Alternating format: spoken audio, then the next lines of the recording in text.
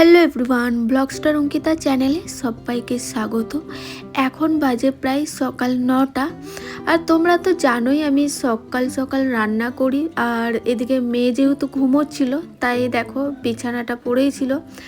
আর ও ঘুম থেকে উঠেছে, ওর জেঠি এখন ওকে নিয়ে আছে, আর আমি বিছানাটা একটু পরিষ্কার করে নিচ্ছি। আজকে জানো তো আমার বাড়িতে যিনি কাজ করেন উনি আজ আসবেন না, তাই ভাবলাম যে তোমাদের সাথে একটুখানি মানে ডেলি ব্লগ যেহেতু শেয়ার করি, তাই ভাবলাম একটুখানি শেয়ার করে নিই। এদিকে আমার বিছানাটাও দেখো, গল্প করতে করতে বিছানাটাও পরিষ্কার হয়ে গেছে। আর তোমাদের দাদাভাই তো সকাল সকাল অফিস চলে যায়, কারণ ওকে তো অনেকটা দূর যেতে হয়। আমাদের বর্ধমান থেকে দুর্গাপুর প্রায় 1 ঘন্টার রাস্তা, আর বাসে গেলে 1.5 ঘন্টা আর কি। তো যেহেতু ও ট্রেনে যায়, তাই 1 ঘন্টা লাগে ওর ওখানে যেতে। আবার ধরো ট্রেন থেকে নেমে আবার ওকে অটো বা বাস ধরে আবার 20 মিনিটের রাস্তা। তো ওকে ঠিক টাইমে পৌঁছানোর জন্য ধরো একটু আগেই বেরোতে হয়। অন্বেষা যেহেতু সকালে স্কুল, তাই একটু ব্যস্তর মধ্যেই থাকি আমি, কারণ রান্না বান্না, ওকে আবার চুল টুল আঁচড়ে দেওয়া। আর মাম্মাম তো আছেই, আমি যখনই উঠি মাম্মাম ঠিক আমার মানে পরে পরে উঠে যায়। ও বুঝতেই পারে যে মা আমার কাছে নেই। তো যাই হোক, ও ঘুম থেকে ওঠে, ওকে একটুখানি মোবাইল দেওয়া হয়। মোবাইল ভাবি যে ওকে দেবো না, কিন্তু কিছু করার নেই, কারণ সকালে রান্না বান্না থাকে।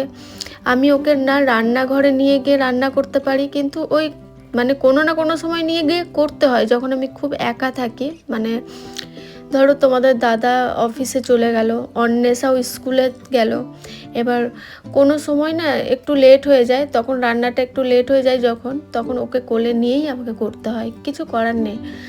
তো যাই হোক, সকালটায় সবাই ব্যস্ত থাকে, ওর জেঠিরাও ব্যস্ত থাকে কাজে। তো নিজের নিজের কাজ নিয়ে সবাই ব্যস্ত থাকে সেই টাইমটায়। তো ওকে কোলে নিয়ে আমাকে রান্নাটা করতে হয় মাঝে মধ্যে। আর মোবাইলটা যত ভাবি দেবো না, কিন্তু কিছু করার নেই, জানো তো মোবাইলটা ওকে দিতে হয় চুপ করানোর জন্য।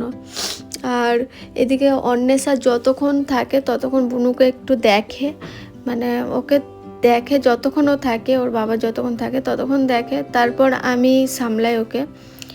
তারপর ওকে কিছুক্ষণ পরে আবার ওর পাশে শুই, ও কিছুক্ষণ পরে আবার ঘুমিয়ে যায়।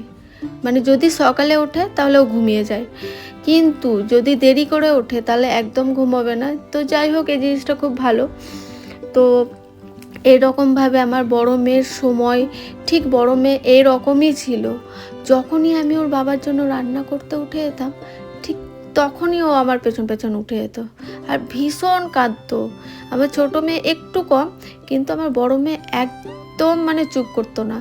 মা যাবো, সবসময় মা যাবো মা যাবো। ওই সময়টা যে আমি কিভাবে পার করেছি সেটা বলার মতো নয়। তো যাই হোক, আমার মতো কি যারা একা ফ্যামিলিতে রয়েছো, তাদের আমি জানি অনেক অসুবিধা, বাচ্চা সামলানো খুব কষ্ট।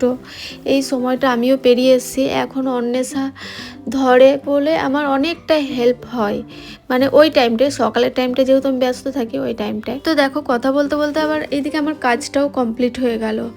এদিকে মাম্মাম তো খাবে না, ওকে জোর করেই আমি ওকে খাওয়াচ্ছি। আর কি জানো তো, আজকে আমি একটা ফেসবুকে মানে স্ক্রল করতে করতে যখন দেখি একটা পোস্ট আমার চোখের সামনে আসে, ভীষণ খারাপ লাগে। তো তোমরা একবার পোস্টটা দেখো। প্রথমেই বলবো, কথাটা একদমই মানার মতন নয়। তবে মানুষ দুটো সন্তান নেয় কেন জানেন? কারণ তাদের অবর্তমানে একজনের জন্য একটা নিজের রক্তের কেউ পৃথিবীতে থাকুক, তাকে আগলে রাখার জন্য। আর ভাই বোনের ভালোবাসা থাকলে বাবা মাকে দায়িত্ব চাপিয়ে দিতে হয় না, ওটা নিজেই চলে আসে। তো এই ধরনের কথাবার্তা অনেকেই বলে থাকে, সো এই জিনিসগুলো খুব খারাপ লাগে।